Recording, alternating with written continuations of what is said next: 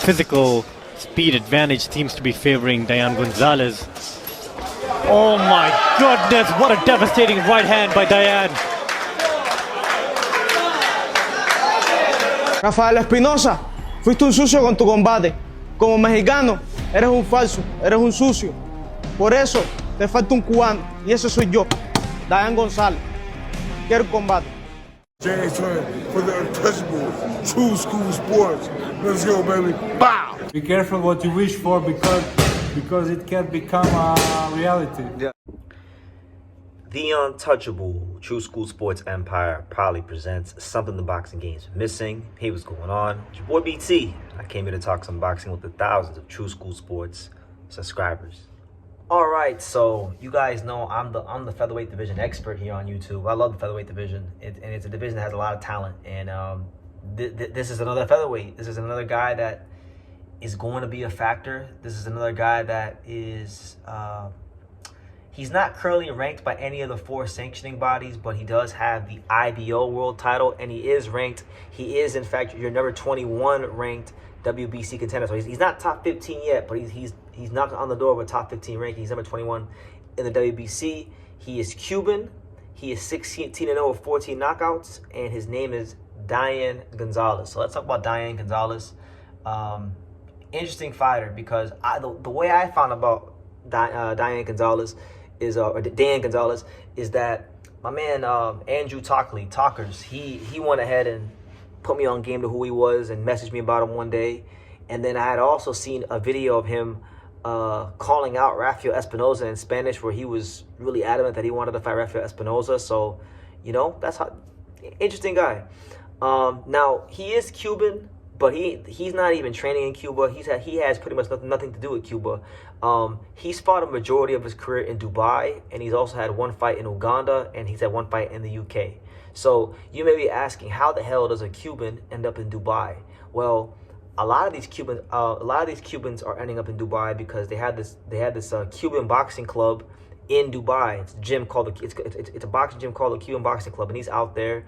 Him and Jadier Herrera, who I'm also gonna do a video about, they're out there, and it's madness out there. I mean, you got Cubans in Dubai, you got Scousers, people from Liverpool speaking Spanish, sounding Cuban. It's a madhouse in there. So really interesting stuff there. As far as his resume, you know, he does have a win against the Mexican veteran David Carmona, albeit a faded version of David Carmona. And as far as his actual fighting style, like what does he bring to the ring from a skill standpoint? First and foremost, he's a very big featherweight. He's got a big frame for featherweight. He's very strong featherweight. I think he probably got like an easily fight at 130. He's very big, you know. With him being a big fighter, he's also an explosive puncher, as his record would suggest. When he hits you, you feel it, and I think that's going to be the allure of Dayan Gonzalez. I think. Like he's Cuban, but he doesn't have that old school like Cuban amateur boxing mentality. He doesn't go in there looking to box you at all. Like he's going there to knock your lights out and put you on a dialysis bag. And I'll be honest with you guys, I'll get out in front of it right now. He's not very known at all. He's Cuban and he can punch. I'm gonna tell you guys right now, when he inevitably becomes a ranked fighter in the WBC or wherever, he's going to be a higher risk, low reward fighter. This is a fighter right here. I'm telling you guys right now, he's going to be someone that is going to have to become the mandatory challenger and then go through the politics of playing the waiting game to get a title shot. He's that kind of fighter, you know? So we'll see how it goes for him. He's called out Nick Ball already because his last fight was in Liverpool, which is Nick Ball's hometown.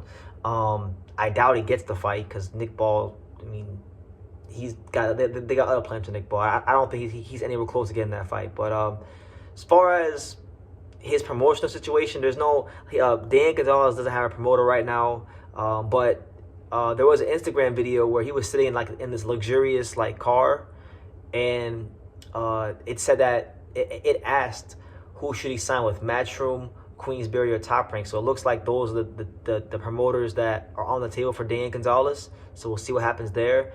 He did win the WBC Middle East title, which is a regional title, in May of 2023. And yeah, and yeah, he decided, Dayan Gonzalez decided to leave Cuba early,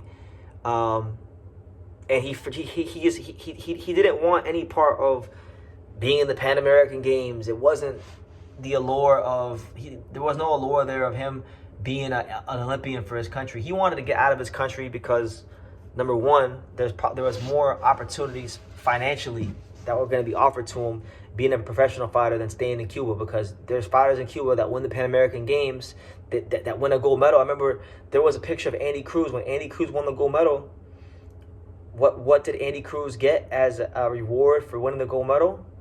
He got a pack of hot dogs and eggs. That's what he got for winning the gold medal. So I understand why he left, and I understand why the amateur game was not alluring to him. But again, this weight class is, I'm telling you guys, featherweight is just getting more loaded and loaded by the day.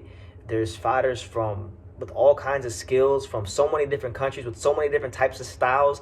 This is hands down to me the most interesting weight class in boxing, because here you have a guy in Dayan Gonzalez. This guy is like the 21st ranked fighter, and this dude has the bricks in his hand. He's a real dangerous fighter. Obviously, he can't just rely on his size and his explosiveness to win fights. Because let's just say if he fights a guy like an Angelo Leo or Odebek Komatov or Mirko Cuello or these top guys, you're gonna need to have a little more than power.